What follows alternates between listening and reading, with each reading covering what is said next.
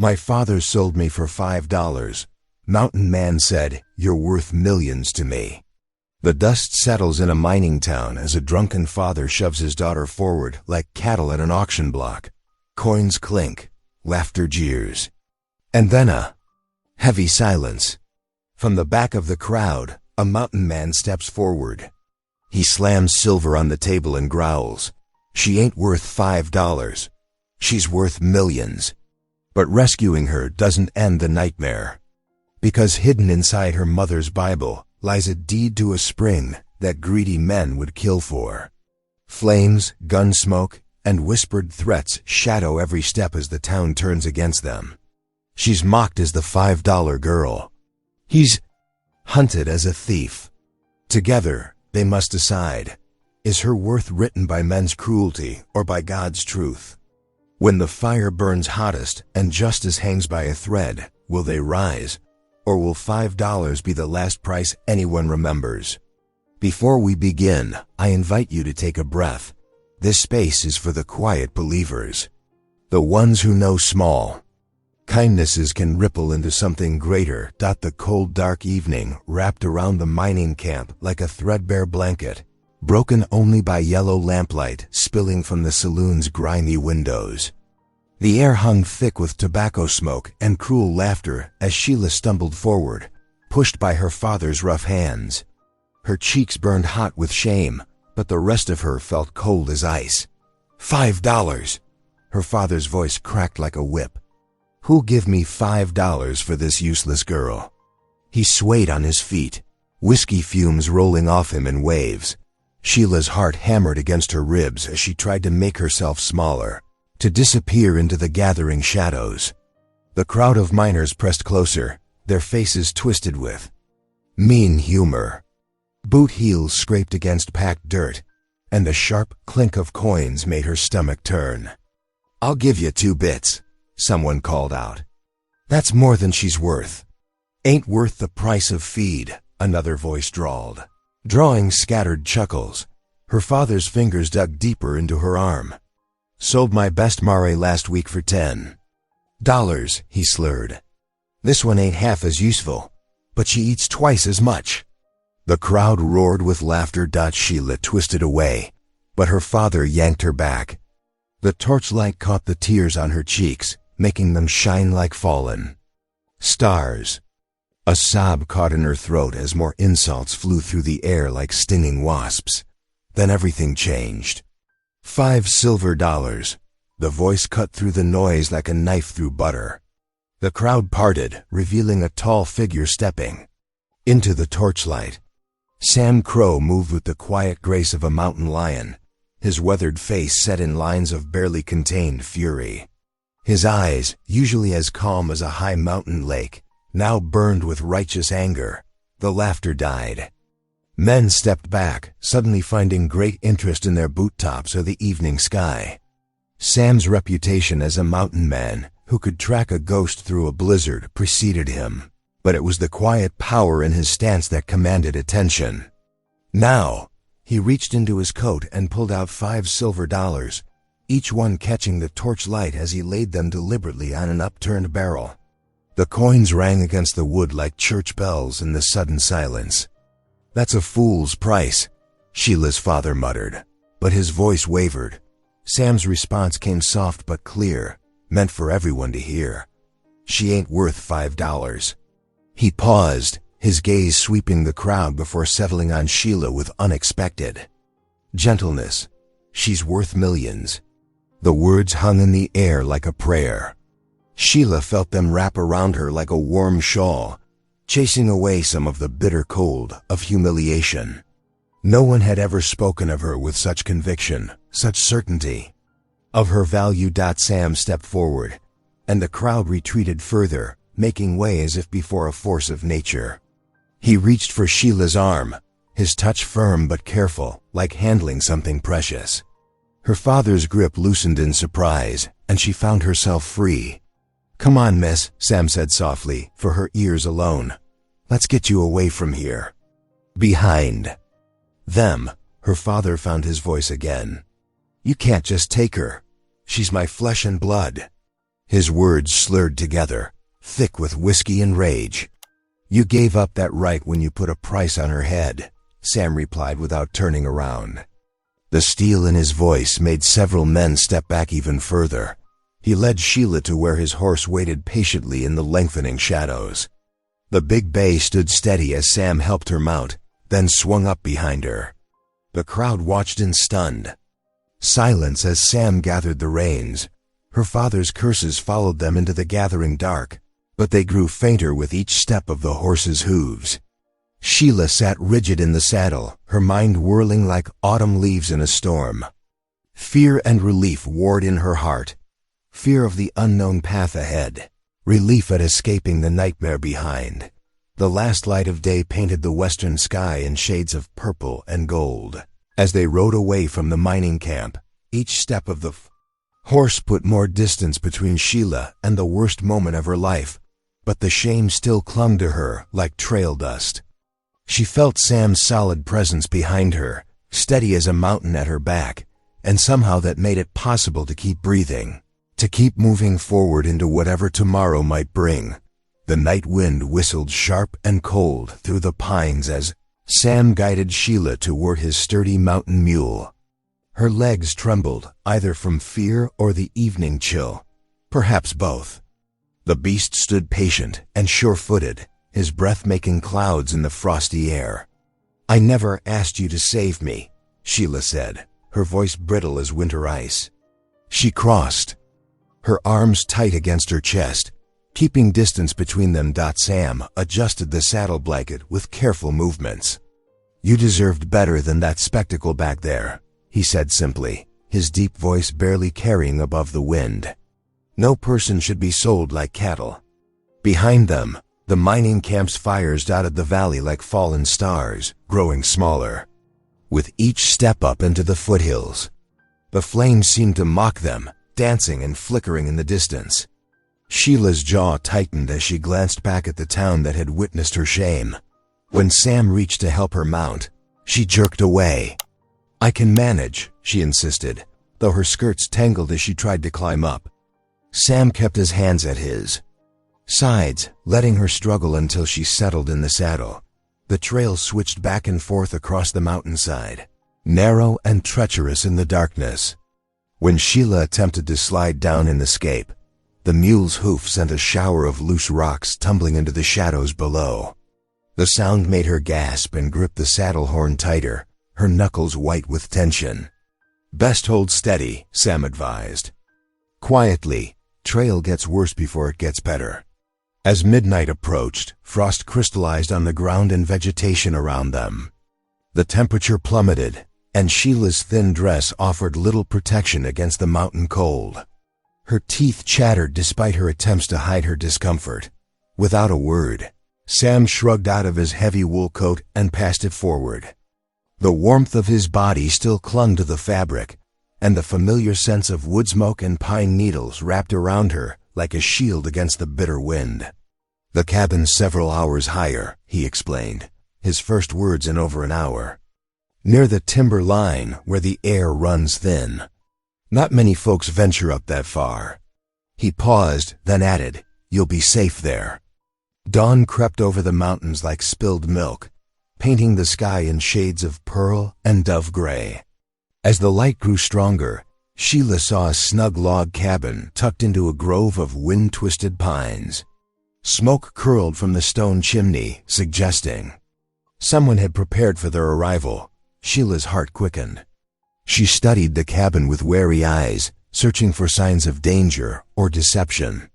But the structure looked plain and honest, a simple shelter built by hands that knew their work. A stack of split firewood lined one wall, and a small vegetable patch spread beside the door. Though frost had long since killed the plants. Sam helped her down from the mule, then stepped back to give her space.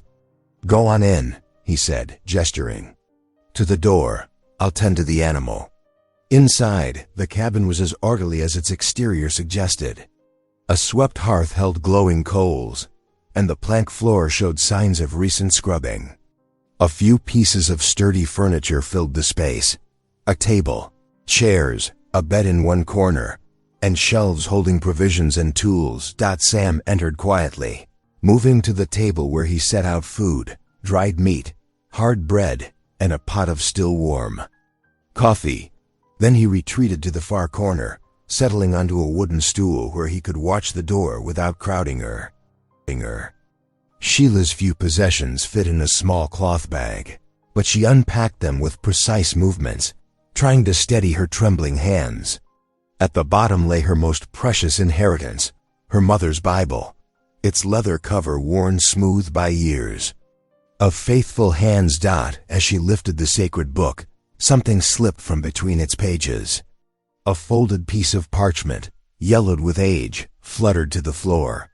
Sheila picked it up with careful fingers, unfolding the crisp paper to reveal elegant handwriting and an official seal. Her breath caught in her throat as she read the words. It was a land deed, properly signed and witnessed years ago. And there, clear as sunrise, was her mother's name listed as the rightful owner of a spring near town, the same spring the mining company had been trying to claim. The parchment shook in her grasp as understanding dawned. This wasn't just a piece of paper, it was power, it was hope. It was her mother's final gift, hidden away until the moment it was needed most. Sam watched from his corner, noting how her face changed as she studied the document. He said nothing, but his eyes narrowed slightly, reading the shift in her posture from defeated to alert. Whatever she'd found in that Bible had kindled a spark in her spirit, bright as the morning sun now streaming through the cabin's single window. The morning sun filtered through the cabin's small window, carrying with it the rich aroma of wood smoke and sizzling bacon. Sheila sat at the rough-hewn table, her mother's Bible and the precious deed placed carefully beside her plate. Though hunger gnawed at her stomach, she picked at the food with small, cautious bites, watching Sam from the corner of her eye. Sam moved about his morning chores with quiet efficiency. The steady thunk of his axe splitting wood echoed through the crisp mountain air. Each swing was precise, practiced, the movements of a man who knew the weight of his tools and the grain of the wood as well as he knew his own hands. The deed lay spread before her, its official seal catching the morning light. Sheila's fingers traced her mother's name, remembering how she'd loved that spring, how she'd walked there in the evenings to pray. Her troubled expression didn't escape Sam's notice when he returned, arms laden with split logs. "Something weighing on your mind?" he asked, setting the wood beside the hearth. Sheila hesitated, then squared her shoulders. "This deed, it's for the big spring near Miller's Creek. Mother owned it, fair and square." She swallowed hard. "But the mining company's been acting like they own everything in these parts."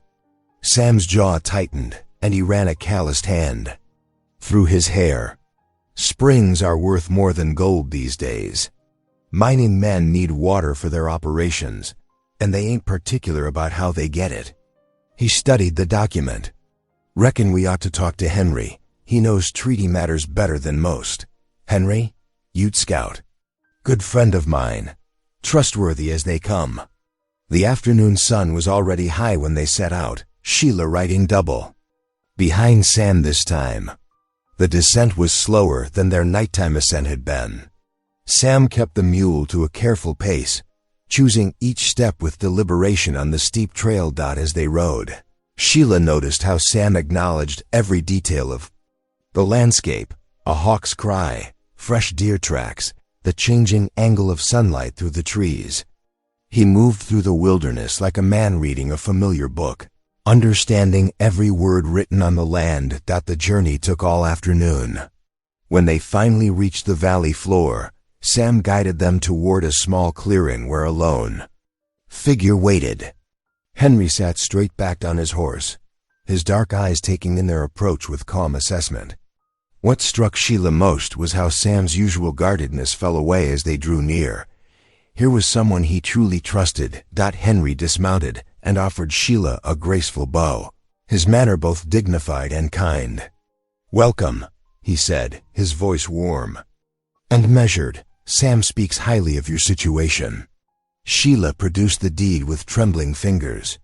Henry studied it carefully, his expression thoughtful as he examined each line. His finger paused over one particular signature, and a slight smile touched his lips. "This mark here," he said, indicating the flowing signature. "I know it well. It belongs to Elder Morning Star, a respected leader among our people. His word carries weight, even now." He handed the document back to Sheila.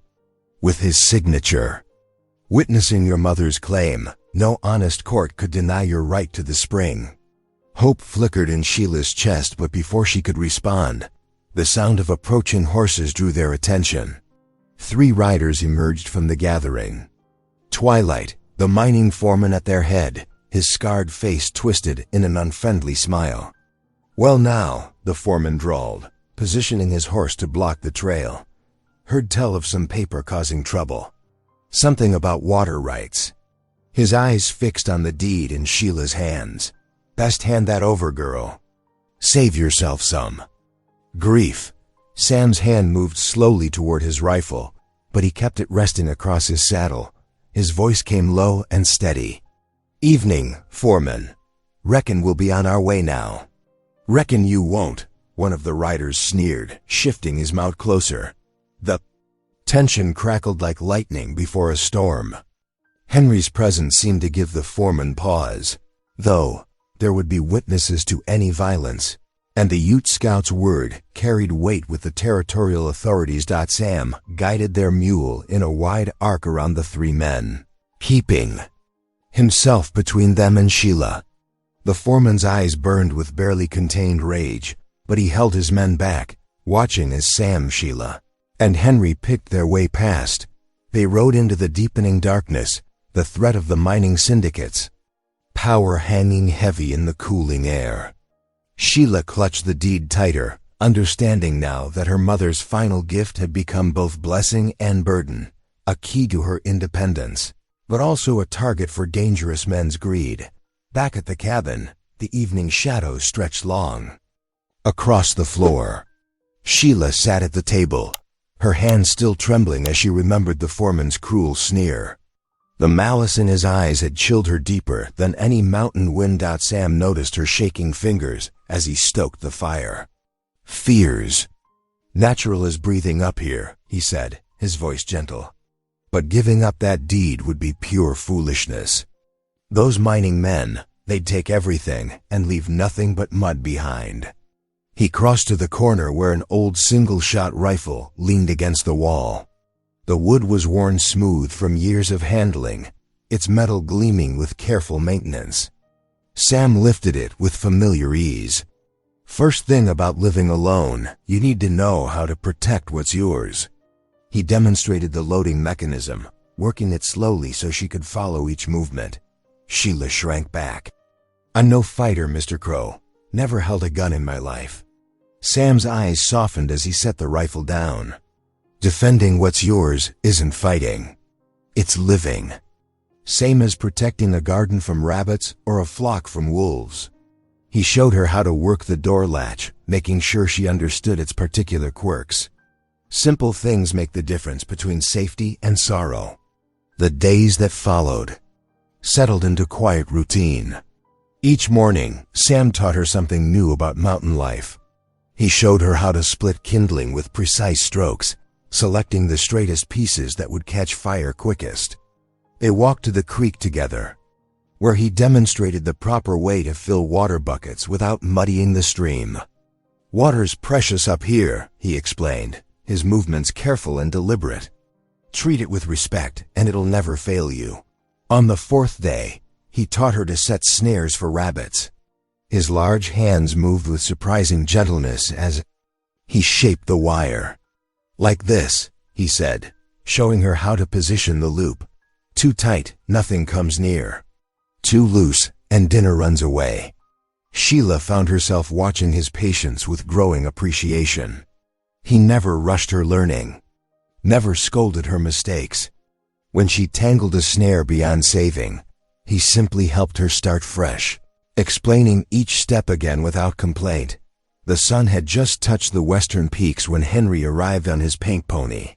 He dismounted with fluid grace, his expression grave as he joined them by the cabin door. "Word in town is the mining company's gathering papers," he said, accepting a cup of coffee from Sam. "They mean to file claims on every water source in the valley. Your spring included." Sam's face darkened. "Even with a false deed?" Henry nodded. "Especially then. They'll try to register before anyone challenges their right."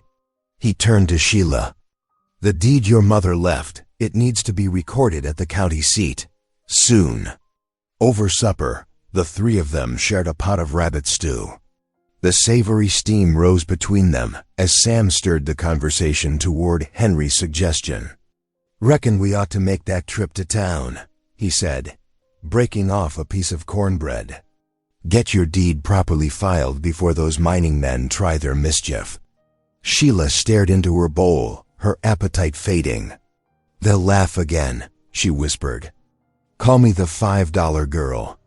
I can hear them already." The firelight caught the angles of Sam's face as he looked at her steadily. "Your dignity's worth more than their gossip," he said. "Those that matter know the truth of that night. The rest ain't worth your worry." Henry added his quiet voice to Sam's. "Papers filed are harder to challenge than papers hidden. The law may not always be just, but it's the tool we have." Sheila lifted her eyes to study Sam's solemn face in the flickering light. She saw there what she'd been slowly learning these past days, that behind his gruff manner lay a deep well of respect. He'd never treated her like property, never assumed authority over her choices. Finally, she nodded. "When do we leave?" "Day after tomorrow," Sam answered. "Give us time to prepare proper." He glanced at Henry. "Might be good if you rode with us, friend. Your word carries weight with the clerk." Henry inclined his head in agreement. "I'll tell what I know of the spring and the elder's mark. They'll have to listen then." The fire crackled softly as they finished their meal, each lost in thought about the journey ahead. Sheila touched the deed where it lay folded in her pocket, feeling its edges through the fabric. For the first time since discovering it, the document felt less like a burden and more like a promise, not just of land, but of a future she could shape with her own hands. Dawn painted the mountain peaks in soft gold as Sam hitched his sturdy mule to a weathered wagon he had borrowed from Henry. The morning air held a sharp bite, making their breath visible in small clouds. Sam worked methodically, checking each strap and fitting with practiced care. Sheila emerged from the cabin wearing her mother's faded shawl, the precious deed tucked safely in her Bible. Sam extended his hand, helping her climb onto the wooden seat. The boards creaked beneath them as he settled beside her, taking up the reins. "Long day ahead," he said quietly. "Best get started while the light's good." The wagon wheels groaned as they began their descent from the mountain. The trail soon gave way to a wider road that wound through valleys and past scattered homesteads. Other travelers shared the dusty path, ranchers driving cattle, freighters with heavily laden wagons, and the occasional lone rider. Sheila noticed the sideways glances, the whispered conversations that followed in their wake. She pulled her shawl tighter around her shoulders, feeling heat rise in her cheeks. A pair of women in a passing buggy turned to stare openly, their faces a mixture of curiosity and judgment. "Don't pay them no mind," Sam said, keeping his eyes fixed on the road ahead. "Folks'll always talk. Doesn't make their words worth anything." The sun climbed high overhead, burning away the morning chill. Near midday, they stopped beside a clear creek where willows offered patches of shade. Sam helped Sheila down, then went to inspect a wheel that had been making odd sounds for the past hour. While Sam worked with tools from his saddlebag, Sheila found a quiet spot near the water. She opened her Bible, fingers tracing the familiar pages as she whispered prayers her mother had taught her. The creek's gentle music mixed with her soft words, bringing a measure of peace to her troubled heart. "Wheels fixed," Sam announced after a while, wiping his hands on his bandana. "Bit of rest for the mule, then we'll press on." They shared a simple meal of cornbread and dried apple, watching dust devils dance across the prairie. Neither spoke much, but the silence felt comfortable. Like a well-worn blanket. The afternoon stretched long as they continued their journey.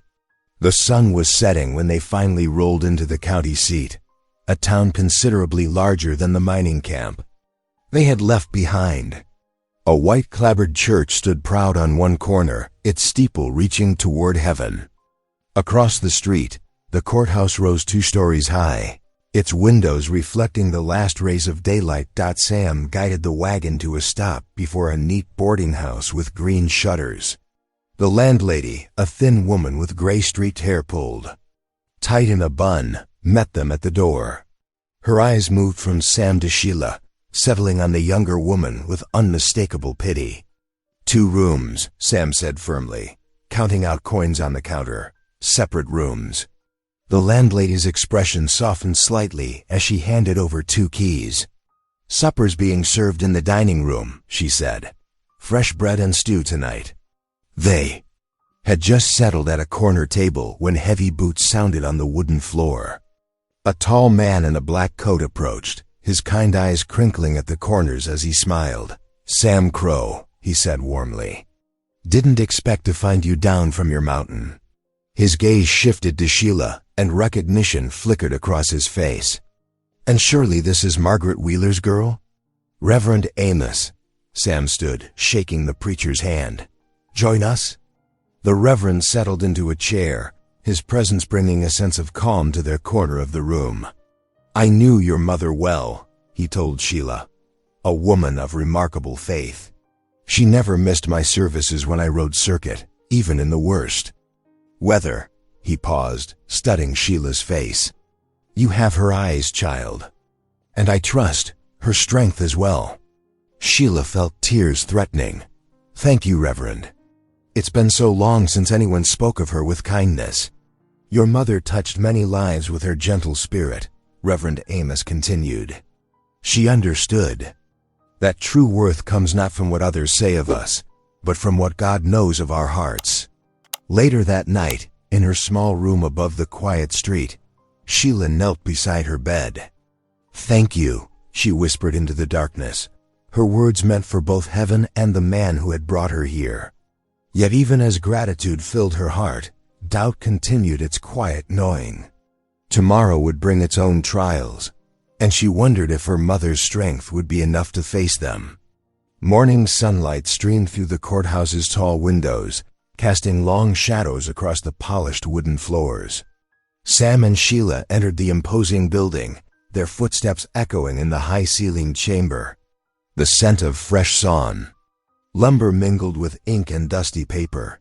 Clerks moved between desks like quiet shadows, shuffling documents and stamping papers with practiced efficiency. At the far end of the room, the county recorder sat behind a massive oak desk, his silver spectacles perched low on his nose as he examined document after document. Sheila's hands trembled as she approached his desk, the precious deed feeling suddenly fragile in her grip. Sam stood close behind her, his solid presence lending her strength. The recorder glanced up, adjusting his spectacles with one bony finger. How may I help you? He asked, his voice dry as autumn leaves. I have a deed to record, Sheila managed, extending the document. Her fingers shook so badly that the paper rattled. The recorder took the deed carefully, spreading it flat on his desk. Morning light from the nearest window illuminated the aged parchment as he bent close, examining every detail. His fingers traced the signatures, lingered over the official seals. Minutes stretched like hours as he scrutinized each element. Sam's boots creaked on the floorboards as he shifted his weight. Sheila held her breath, her heart pounding so loud she was certain everyone could hear it. Finally, the recorder straightened. This appears to be authentic, he declared, reaching for his heavy ledger. I'll record it properly. He dipped his pen in ink and began making careful entries, the scratching of his nib loud in the quiet room. Sheila released her breath in a long, silent sigh. Sam's hand touched her shoulder briefly, a gesture of quiet support. Outside the courthouse, The winter air felt crisp and clean. Reverend Amos stood waiting, his black coat buttoned against the chill. His face brightened as they descended the steps. "Well done, my dear," he said warmly, clasping Sheila's hands in his. "It takes true courage to stand up for what's right." The courthouse bells began tolling noon, their deep bronze voices rolling. Across the town, Sheila smiled, feeling lighter than she had in days. The three of them turned to the boarding house, planning to share a celebratory meal, thought their relief was short-lived. Coming up the street with purposeful strides were four men, the mining foreman and three deputies, their badges glinting in the winter sun. The foreman's scarred face wore an ugly smile, and his hand rested casually on his gun belt. Sam moved smoothly, positioning himself between Sheila and the approaching men. His stance was relaxed, but Sheila could see the tension in his shoulders. Well, the foreman drawled, stopping a few paces away. "If it ain't the $5 bride and her mountain man protector." His eyes were cold, despite his smile. "Awful quick to file that deed, weren't you? Mighty suspicious, I'd say. Almost like you knew we'd be challenging it." "The deed is legitimate," Sheila said, her voice stronger than she felt. The foreman's smile vanished. "That paper's worth less than what he paid for you," he spat. "It's fraud, plain and simple. And fraud's a hanging offense in these parts. That's enough." Reverend Amos stepped forward, his usual gentle manner replaced by stern authority. "The law will determine what's true and what isn't. If you have concerns, take them to the proper authorities." The deputy shifted uncomfortably under the preacher's hard gaze, but the foreman just sneered. "Oh, we will. Count on that." He looked past Sam to Sheila. "Enjoy your victory while it lasts, girl. It won't be long." With that, he turned and walked away, his men following like shadows. Evening settled over the town like a heavy blanket. Sam sat on the boarding house porch, his rifle across his knees, watching the quiet street. Inside her room, Sheila sat at a small desk, her mother's Bible open before her. By lamplight, she carefully wrote in the margin, "Lord, grant me strength to face whatever comes. Help me remember my mother's faith and find my own courage. And thank you for sending good people to stand beside me when I need them most." She glanced out her window, seeing Sam's silhouette still keeping watch in the gathering darkness. His steady presence gave her comfort, even as worry gnawed at her thoughts about what tomorrow might bring. The wagon wheels creaked as Sam and Sheila left the county seat behind, each turn seeming to echo across the empty landscape. Every shadow among the rocks and scrub brush made Sheila's heart jump. She clutched her shawl tighter against the chill wind. Watching the trail ahead with wary eyes, Sam sat beside her on the wagon seat, reins held loose but ready, his weathered face revealed nothing, but his eyes constantly scanned their surroundings. The mule's hooves struck stones with hollow sounds that carried far too well in the crisp mountain air dark by afternoon. Dark clouds rolled in from the west, heavy with the promise of snow. The temperature dropped steadily as they climbed higher into the pine-covered slopes.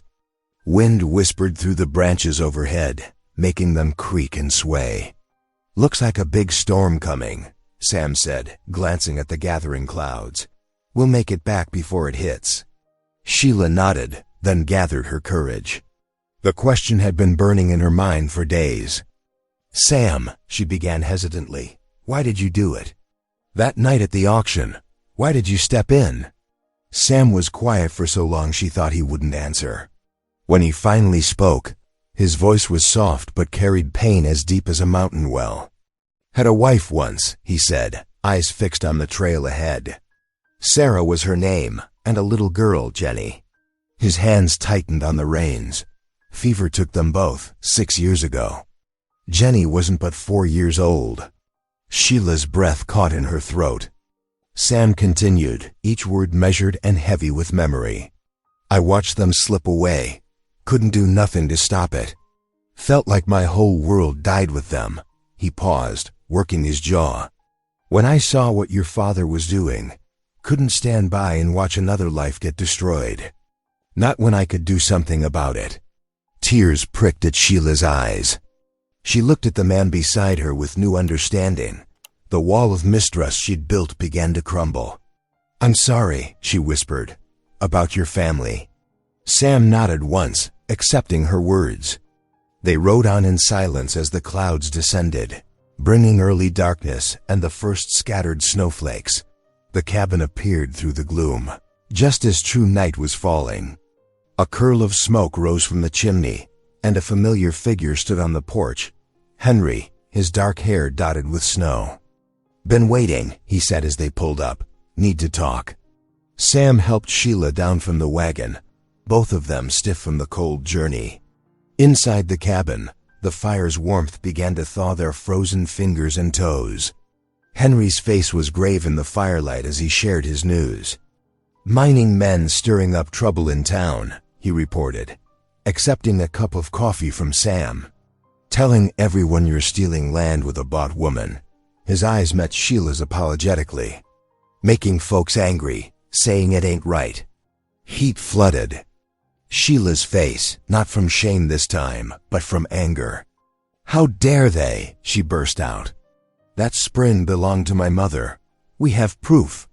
"Easy now," Sam cautioned, stirring the pot of stew hanging over the fire. "Anger won't help us think clear. We need patience more than anything right now." Henry nodded in agreement. "Wise words. Better to be smart than quick." The storm arrived in force, wind howling around the cabin's sturdy logs. Sam served up bowls of steaming stew, the savory smell filling the small room. They ate in thoughtful silence, each lost in their own concerns. Firelight danced on the walls, casting warm shadows. Despite the threat hanging over them, Sheila felt oddly peaceful. Here in this snug cabin, with these two good men who had chosen to stand beside her, she felt safer than she had in years. Sam added another log to the fire, sending sparks up the chimney. Outside, the storm raged on, but inside they were warm, fed, and together. Whatever challenges lay ahead, they would face them as one. Henry wrapped himself in his blanket near the fire, while Sam took the first watch by the window.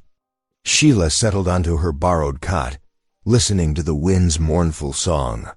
Her mother's Bible lay close at hand, a reminder of the inheritance she now fought to protect, not just the spring, but her own dignity and worth. The storm's fury seemed to match the brewing conflict in town, but for now at least, they had found a moment of peace in its eye. The snow fell thick and steady for 3 days, wrapping the mountain in pristine white silence. Inside Sam's cabin, the wood stove crackled steadily, keeping the bitter cold at bay. Sam sat at his workbench, carefully mending broken tools by lamplight. The rhythmic scrape of his file against metal filled the cozy space. Sheila stood at the rough-hewn table, her hands dusted with flour as she kneaded dough for the first time. Her brow furrowed in concentration as she tried to remember the instructions Sam had shared from his farming days. "Like this?" she asked, pushing uncertainly at the sticky mass. Sam glanced up from his work. "Bit more muscle to it." "Pretend you're mad at it." Sheila laughed, the sound brightening the cabin. "I reckon I've got enough anger stored up for that." She attacked the dough with renewed vigor, flour puffing up around her. Henry sat cross-legged by the fire, watching their exchange with quiet amusement. "Reminds me of stories my grandmother told," he said, his voice carrying the weight of memory. "She said water and bread both come from Creator's hands, sacred gifts that bind people together." He leaned forward, firelight playing across his features. "The spring your mother left you, our people have known it for generations. The waters there have power to heal, to give life. That's why the mining men want it so bad." He met Sheila's eyes, but they see only profit, not sacred trust. Sheila's hands stilled in the dough. "My mother never told me that part," she said softly. "Just that the water was special, needed protecting." "She understood," Henry nodded. "Some things are worth more than gold." As evening deepened, Henry wrapped himself in his blanket near the fire. Sam and Sheila sat at the table, the lamp burning low between them. The bread, though slightly lopsided, filled the cabin with a homey smell. "I hear them in my dreams sometimes," Sheila admitted quietly, picking at a piece of bread. "The men from the auction laughing, calling me $5 Sheila," her voice caught. "I fear that's all I'll ever be to folks around here." Sam's face hardened in the lamplight. "Listen close now," he said, his voice firm but gentle. "Worth isn't set by men's laughter, but by God's love. Those who'd mock you show their own shame, not yours." Sheila met his steady gaze, drawing strength from his conviction. When the storm finally lifted, they hitched the mule to the wagon for a supply run into town. The valley below lay transformed, snow smoothing every rough edge into gentle curves. Their breath frosted in the crystal-clear air as they made their way down the mountain trail. The general store's bell jingled as they entered. Conversation died immediately. Women huddled near the fabric counter whispered behind their hands. The storekeeper's wife pointedly turned her back. Sheila felt the old shame rising, but then remembered Sam's words. She straightened her shoulders, lifted her chin, and walked purposefully to the counter. Her voice rang clear as she gave their order, refusing to be diminished by the sideways glances and murmured comments. Sam watched with quiet approval as she handled herself with dignity. When they loaded the supplies and started the journey home, he noticed a new light in her eyes, pride replacing fear, strength overcoming shame. "You did well in there," he said simply. Sheila smiled, gazing at the snow-covered peaks ahead. "I realized something today. Their words only have power if I give it to them." The afternoon sun cast long shadows as they wound their way back up the mountain. Fresh snow glittered like scattered diamonds, and the mule's hooves crunched steadily through the crusty surface. Twilight was settling over the valley as they finally reached the cabin, the first stars appearing in the deepening blue sky. Neither Sam nor Sheila noticed the dark figures watching their return from the ridge above. Their presence hidden by the gathering dusk. The night air, bit cold and sharp as Sam and Henry sat on the cabin's rough-hewn porch. Wolf song echoed from distant ridges, their mournful calls floating across the snow-covered valley. Inside, Sheila's soft breathing could be heard through the half-open door as she slept. Sam pulled his coat tighter, watching his breath cloud in the starlight. "Something ain't right tonight," he murmured. "Too quiet, 'cept for them wolves." Henry nodded, his keen eyes scanning the darkness. "The birds have gone silent," he observed. "And the wind carries." He stiffened suddenly, nostrils flaring. "Smoke." Before Sam could respond, orange flames erupted from the cabin's far wall, crackling through the dry timber with frightening speed. The heat hit them like a furnace blast as dark figures scattered into the woods. "Sheila!" Sam bellowed, bursting through the front door. Smoke already filled the cabin's interior. He found her struggling to rise, coughing and disoriented. "We got to move now." Sheila clutched her mother's Bible to her chest, fumbling for the deed tucked inside. Outside, Henry's rifle cracked twice in rapid succession. "Stay back," his voice rang out. "Next shot won't miss." The flames roared louder, consuming the roof. Sam tried the back door, but it stuck fast. He slammed his shoulder against it once, twice, finally splintering it open. A burning beam crashed down behind them as he shielded Sheila with his body, pushing her through the doorway. The bitter night air hit their smoke-filled lungs. But Sam turned back toward the inferno. "Your trunk," he gasped. "Your mother's things." "Sam." "No," Sheila cried. But he had already plunged back into the burning cabin. Henry fired another warning shot as shadows moved in the tree line. "Cowards," he shouted. "Show yourselves." Inside the cabin, Sam fought through the intense heat. His lungs burned as he grabbed the heavy trunk, dragging it toward the door. Flames licked at his coat sleeve, searing his arm. The pain nearly made him drop his grip, but he pressed on. he burst out of the doorway just as another beam collapsed, showering him with burning splinters. The trunk fell from his blistered hands as he stumbled forward and collapsed face first in the snow. "Sam!" Sheila ran to him, helping Henry roll him over. His face was streaked with soot, his breathing ragged.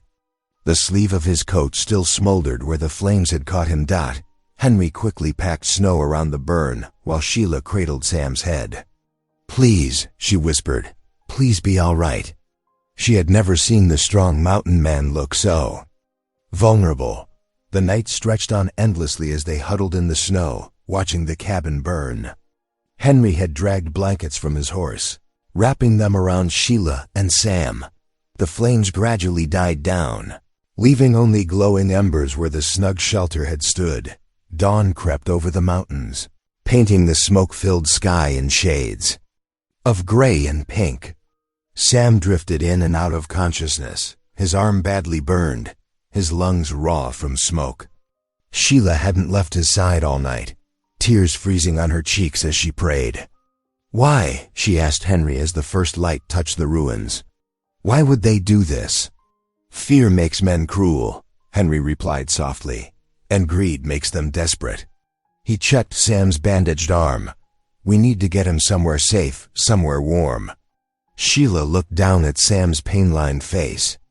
This man who had first saved her with $5 silver, who had shown her kindness when others showed contempt, who had risked his life to save her mother's memories.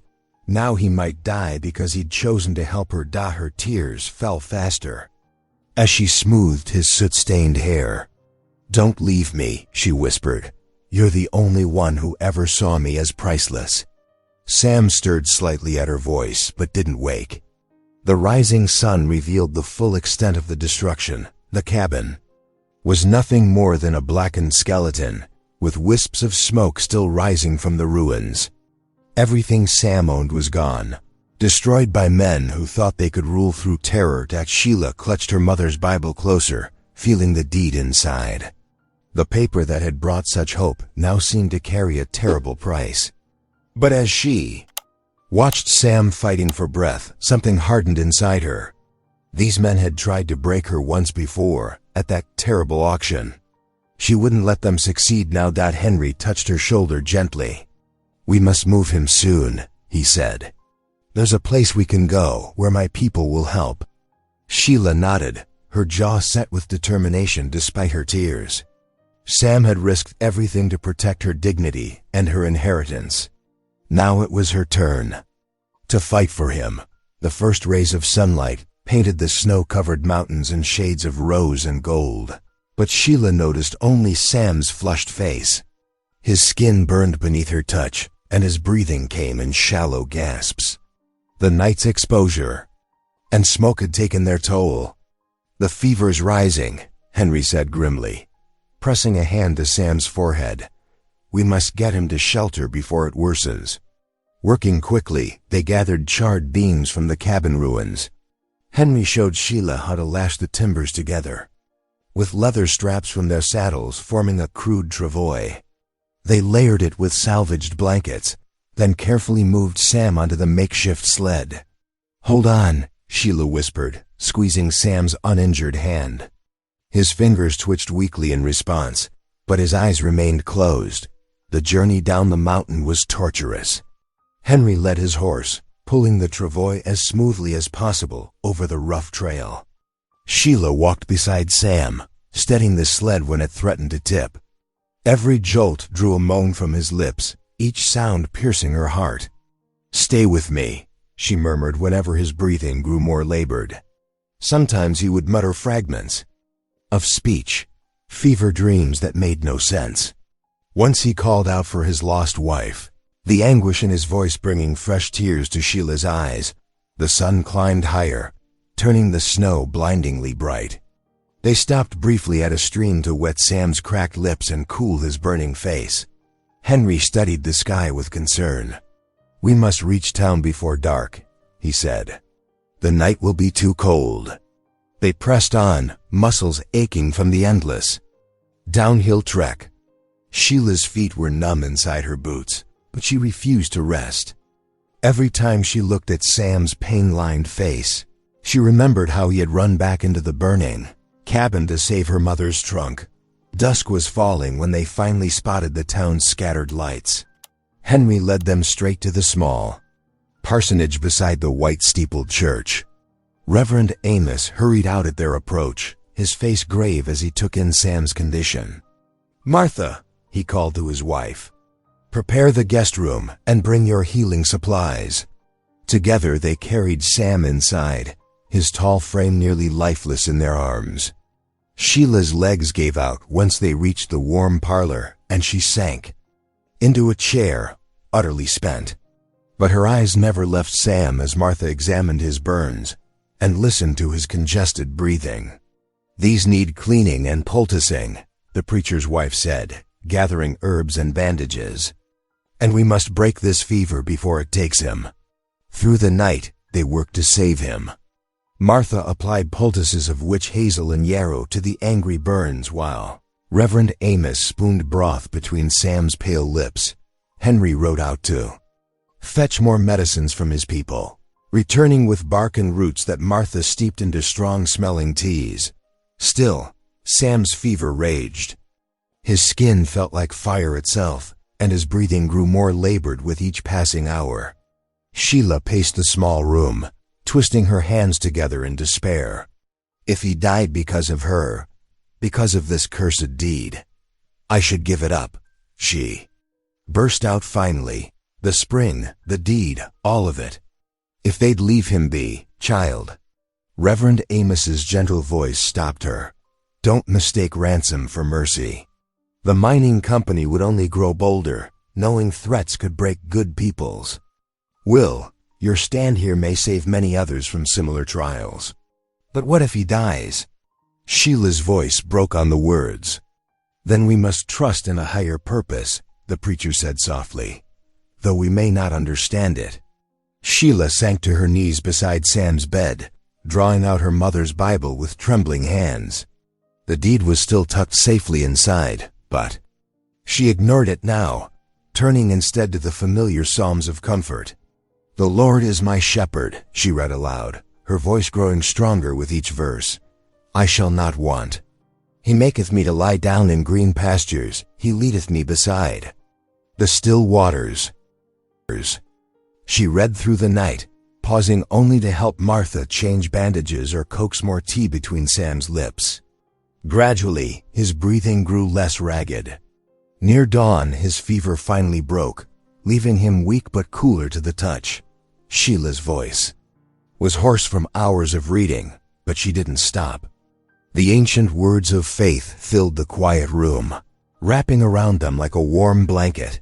"Yea, though I walk through the valley of the shadow of death, I will fear no evil, for thou art with me."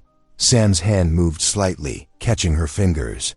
His eyes opened, clear for the first time in hours, and fixed on her face. A faint smile touched his lips before exhaustion pulled him back into healing sleep. Sheila bowed her head, tears of gratitude falling onto the well-worn pages of her mother's Bible. Through the window, she could see the first light of a new day touching the church steeple, bright with promise. The floorboards creaked softly as Sheila moved through the parsonage's dim hallway, carrying fresh bandages. 5 days had passed since they'd brought Sam down from the mountain, yet he still drifted between fevered dreams and moments of lucidity. Her own exhaustion weighed heavy, but she couldn't rest, not while Sam fought for his life. Martha looked up from her mending as Sheila entered the sick room. "Child, you need sleep yourself." "I'm fine," Sheila insisted, dipping a cloth in cool water. She pressed it gently against Sam's forehead, studying his face. The burns were healing slowly, but his breathing remained labored. Through the window, late afternoon light spilled across the bed. Sam stirred at her touch, his eyes opening briefly. "Water," he whispered. Sheila lifted his head, helping him sip from a tin cup. His weakness frightened her. This man who had seemed so strong, who had faced down her father's drunken crowd without flinching. Now he could barely lift his own head. She settled into her familiar chair, taking up the task of washing used bandages in a basin of hot water. The monotonous work gave her hands purpose while her mind worried. Every hour spent here was an hour. The mining company used against her. Henry's arrival broke the quiet routine. His boots were dusty from riding, his expression grave as he gestured for Sheila to join him in the hallway. "The miners are moving fast," he said in low tones. "They've been spreading money around town like seed corn." Judge Matthews was seen, taking dinner with the mining foreman last night. Sheila's hands clenched in her apron. "They mean to steal the spring through the courts?" Henry nodded. "Unless you speak up soon, they'll declare the deed invalid. They're claiming your mother had no right to receive tribal land. But she said the elder's signature was genuine. It is. And I will testify to that. But we must act quickly." Reverend Amos's wife called them to supper, though Sheila could barely touch her food. The preacher studied her worried face across the table. "The Lord helps those who stand for justice," he said gently. "But we must do our part. The judge will hear cases next week. If you don't speak then, the miners will take everything." "I can't," Sheila whispered. "How can I face them alone? They'll only see the girl sold for $5. "You won't be alone," Henry said firmly. "I give you my word. I will stand with you. The truth of that deed is written in my people's memory." Sheila pushed her plate away, her stomach too knotted for food. "Sam would know what to do." "Sam would tell you to fight," Henry replied. "He didn't save you that night just to see you surrender now." After supper, Sheila returned to Sam's bedside. His fever had risen again, and she worked through the evening changing cool compresses. When midnight came, Martha tried once more to convince her to rest. "Just a little longer," Sheila promised. Once alone, she drew out her mother's Bible. The deed was still safely pressed between its pages, the elder's signature clear and bold. Clutching the worn book to her chest, she whispered, "Give me courage, Lord. Show me the way." Sam stirred restlessly, caught in another fever dream.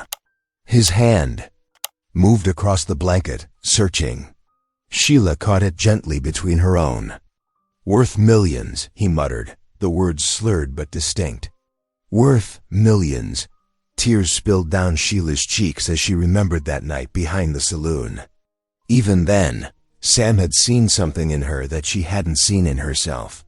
He'd given everything, his home, his health, perhaps his life, to defend that worth. Could she do any less?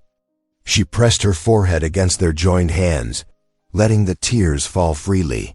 The decision could wait no longer. The miners had to be faced with or without Sam beside her. She owed it to her mother's memory, to Sam's sacrifice, and to herself. "I'll do it," she whispered. "I'll speak before the judge. They won't steal what's rightfully mine." Sam's fingers had tightened weakly around hers, though his eyes remained closed. Outside, a lone wolf called in the distance, answered by another.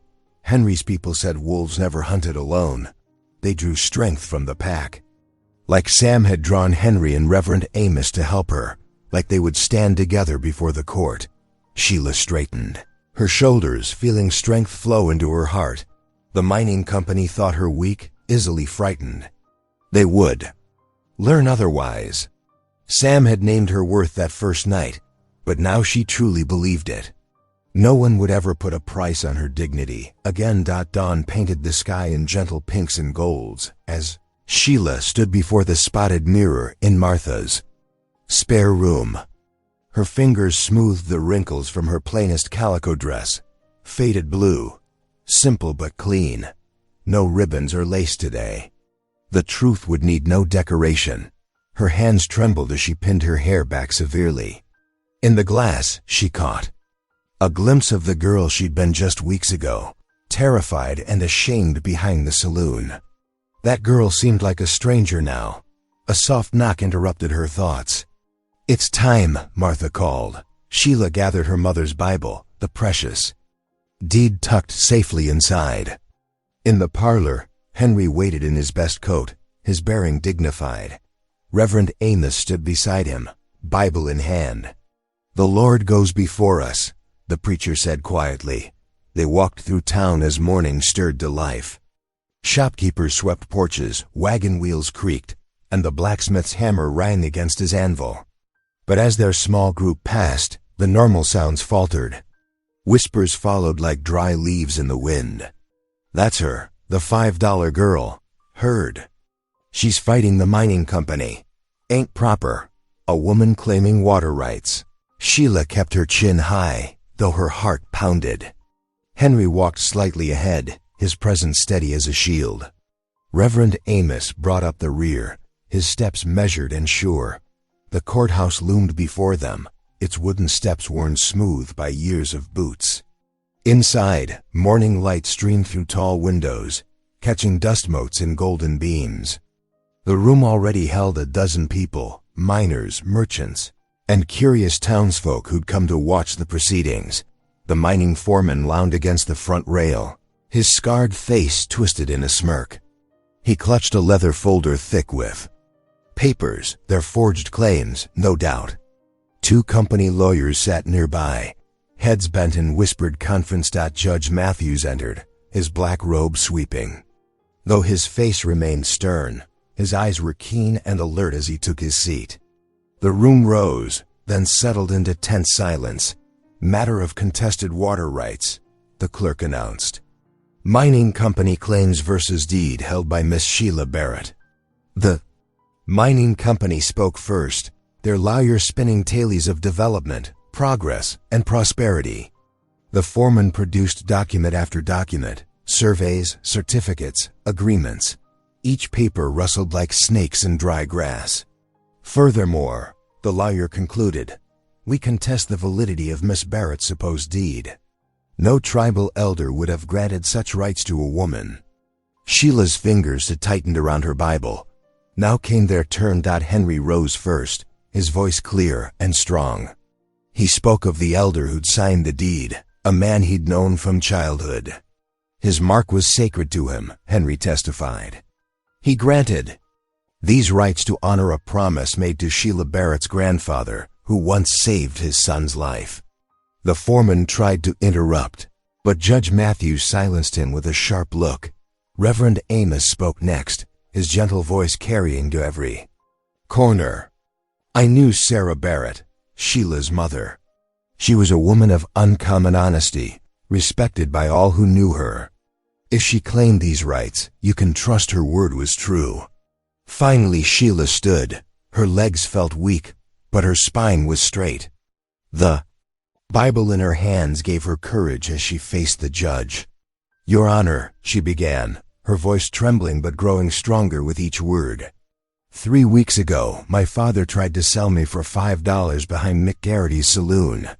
He thought that was all I was worth." Murmurs rippled through the courtroom. The judge leaned forward, listening intently.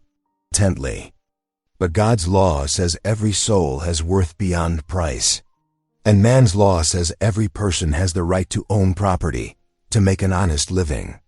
She opened the Bible, drawing out the deed with steady hands. "This land was my mother's legacy to me.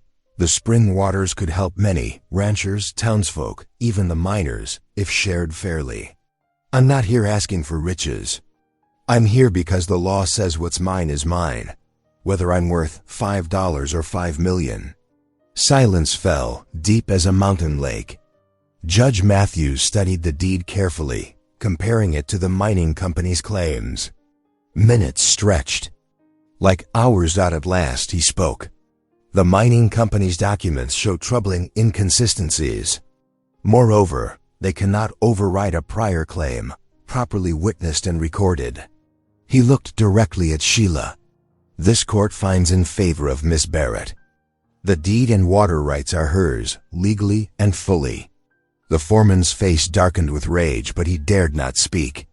Around the courtroom, Sheila saw expressions changing, respect replacing scorn, understanding replacing judgment. Henry touched her shoulder gently. "You did well," he whispered. Reverend Amos beamed. "Justice has been served." Sheila clutched her mother's Bible, tears of relief threatening to fall. She had done it. She had defended her rights, her dignity, and her true worth before God and man alike. The morning sun streamed brighter through the windows as the courtroom slowly emptied. Sheila stood in its warm light, feeling its promise of a new day. The news of Sheila's victory spread through town like wildfire. By noon, the same streets that had once echoed with cruel whispers now hummed with a different tone. Shopkeepers who'd turned away now held doors open, offering respectful nods. Women who'd drawn their skirts aside now smiled warmly as she passed. Outside the general store, little Emma Miller ran up with a fistful of wild daisies. "These are for you, Miss Sheila," she said, her gap-toothed smile genuine. Sheila's heart swelled as she accepted the simple bouquet. The widow Jenkins stopped her wagon, offering fresh eggs and bread. "For you and that mountain man of yours," she said kindly. "We ranch families know the value of clean water. You did right by all of us." Sheila hurried back to the parsonage, her arms full of gifts from townsfolk who'd found their conscience. Her feet barely touched the wooden steps as she rushed inside to Sam's sickbed. Though still pale against the pillows, Sam's eyes were clear and alert. "Tell me everything," he whispered, his voice rough but steady. Sheila perched on the edge of his bed, describing the courtroom scene. When she mentioned standing up to speak, Sam's hand found hers, squeezing gently. "You fought braver than any man I've known," he said, pride warming his words. "Braver than me, that's certain." Tears pricked Sheila's eyes. "I drew courage from your faith in me. From that moment, you declared me worth millions." She clutched his calloused fingers. "You saw worth in me when I couldn't see it myself." Days passed, and Sam grew stronger. Martha's herbal poultices and Sheila's careful nursing slowly brought color back to his cheeks. One mild afternoon, they sat together on the parsonage's front porch, wrapped in quilts against the lingering chill. Children played near the churchyard well, their laughter carrying on the spring breeze.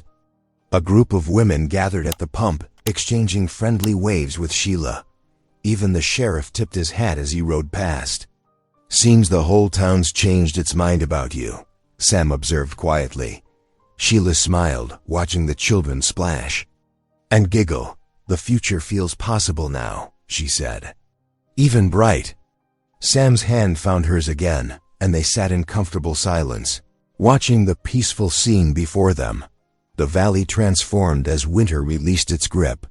Tender green shoots pushed through melting snow, and morning birdsong filled the warming air. The rebuilding of Sam and Sheila's cabin became a community effort that brought together unlikely allies. Ranch hands worked alongside Ute families, raising sturdy log walls near the clear-running spring that had sparked so much strife. Henry directed the construction, sharing traditional wisdom about positioning the cabin to catch morning light while staying sheltered from harsh winds. Women from town brought baskets of food, and children darted between workers, carrying tools and water. Even the mining foreman, chastened by defeat, sent lumber as a peace offering. The spring became a gathering place, its waters freely shared. Ute mothers filled water skins while ranch wives drew buckets, exchanging smiles and small gifts. Children played together at the water's edge, their laughter a testament to healing rifts. One crisp Sunday morning, Reverend Amos called the community together for an outdoor service. Sunlight danced on the spring surface as townsfolk and native families settled on blankets spread across new grass. The preacher's voice carried clear and strong over the water's gentle music. "The Lord made these waters to sustain all his children," Reverend Amos declared, his Bible open in weathered hands. "Not to be hoarded like gold, but shared like his grace." In this spring, we find his lesson of abundance. After the final hymn faded into mountain air, Sam rose slowly. His burns had healed, leaving scars that spoke of sacrifice. Taking Sheila's hand, he faced the gathered crowd.